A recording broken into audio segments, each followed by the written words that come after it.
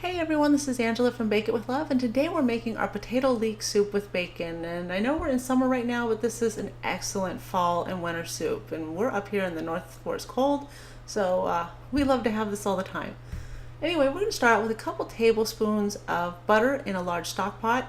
And we've got 2 stalks of our leek thin sliced here. We're going to add those and about 1.5 tablespoons of minced garlic. You can use a little less if you're not really a garlic fan, but it is good flavor, so use a little bit at least.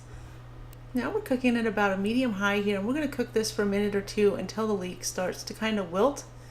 And as we fast forward through this, you'll be able to see that actually a little bit. And then we'll add some seasoning. We're going to add our salt and pepper and a bunch of sprigs of fresh thyme. And if you don't have fresh thyme on hand, use about a teaspoon of dried thyme.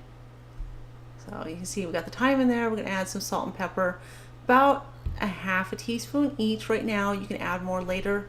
Remember to always start with less and add more at the end when you taste the kind of the final product, when everything, all those flavors have combined and really cooked in together. That's a better judge of what you will need salt, pepper wise. Okay, so here we have those. We're going to add our broth. 3 cups of chicken broth. Use low sodium if you want. Flavor's still great, but this is normal here. And about a pound of diced potatoes. I think that was 2 to 3 large or 3 to 4 medium potatoes for us right there. Okay, we're going to add about a teaspoon of turmeric here before we put our lid on and just let this cook down. We're looking for our potatoes not only to be like fork tender, but to actually be coming apart a little bit so that you'll be able to see that they're breaking up in your soup, because we're going to use a hand blender in this before we add the final things and dish it up. So there's the turmeric, and then we'll get the cover on and just let it at a medium heat. Just let it do kind of a low boil, a high simmer, and let it roll. Don't take the lid off, just let it cook. And if you don't have a hand blender on hand at home, you can transfer this. Be very, very careful because we're working with hot liquids, but you can transfer it to a blender to do your blending. A hand blender obviously is much easier. You can do that in the pan, the stock pot here.